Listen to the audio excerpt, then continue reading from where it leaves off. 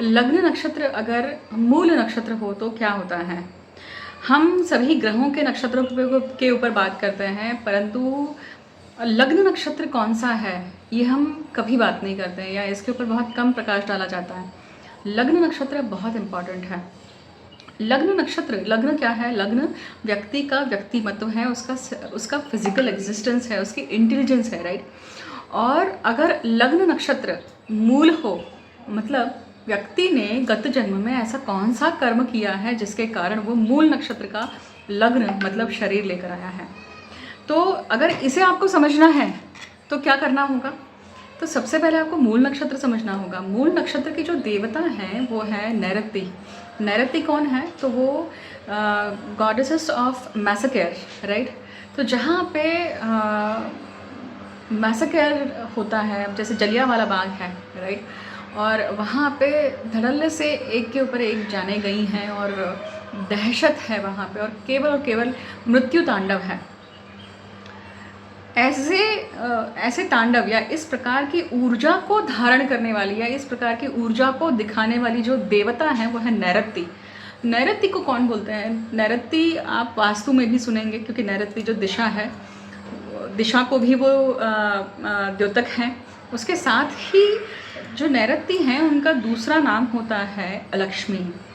तो लक्ष्मी जी की ये बड़ी बहन है, ज्येष्ठा हैं।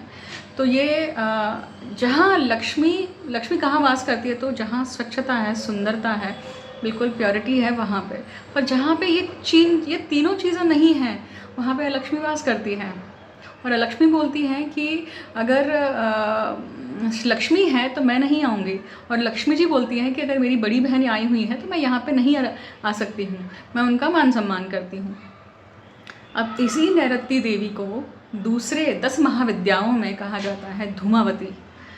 धूमावती जो हैं, आप अगर 10 महाविद्याओं में धूमावती के बारे में पढ़ेंगे तो आपको समझ में आएगा कि ये जो देवी हैं इनका किस प्रकार की ऊर्जा का प्रोजेक्शन है।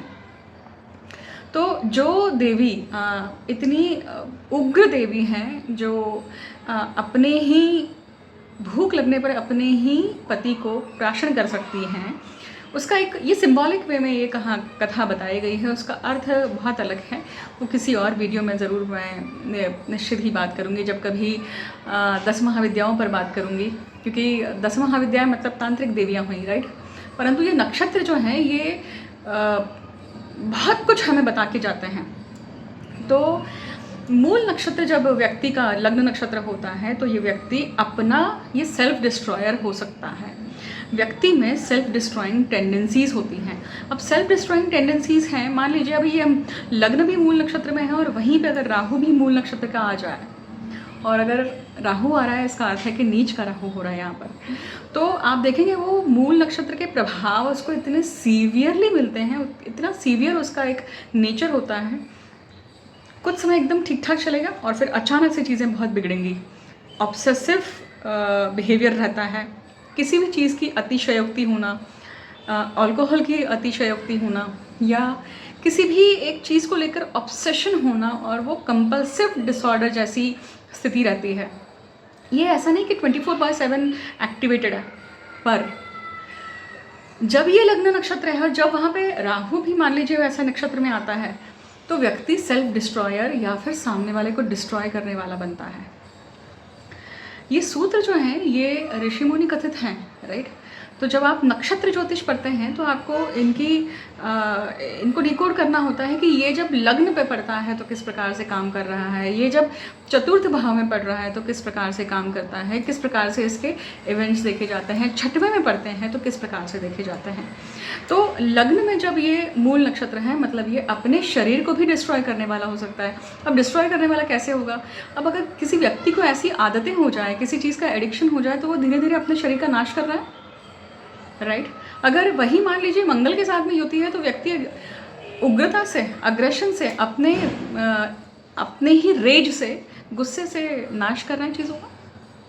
ऐसे अलग अलग ग्रहों के हिसाब से उसे अप्लाई जब आप करते हैं तो आपको समझ में आता है कि वो नक्षत्र या वो लग्न पे जब बैठा हुआ है तो वो व्यक्ति खुद का नाश कर रहा है, और खुद के नाश के साथ साथ या तो वो सामने वाला का भी नाश कर सकता है, वाइस वर्सा है ये, राइट। इस सूत्र को लगाकर देखिए, क्योंकि बहुत सारे ऐसे जातक हैं जिनके लग्न नक्षत्र, जिसका लग्न नक्षत्र मूल नक्षत्र है और उन्हें खुद को क्लू नहीं है कि उनके साथ में चीज़ें क्या हो रही है। तो मूल नक्षत्र पे व्यक्ति क्यों जन्म लेकर आया है, वो नक्षत्र, उसका लग्न नक्षत्र क्यों है, इस कर्म बंधन को जानना, गत जन्म के चक्र को जानना पूरी पत्रिका दिखाए बिना व्यक्ति नहीं जान सकता है, राइट। इसे समझने के लिए आपको गत जन्म के चक्र को समझना होगा। मैं गत जन्म के चक्र को देखने वाली साधक हूँ, तो आप उस चीज़ को डिकोड कर सकते हैं, समझ सकते हैं और उस चीज़ को ठीक कर सकते हैं कि ऐसा क्या करें जिसके कारण ये चीज़ आपको परेशान ना करे, ना आपके घर वालों को, ना आपके आसपास के वातावरण को। Go and check out. Thank you so much. Har Har Mahadev.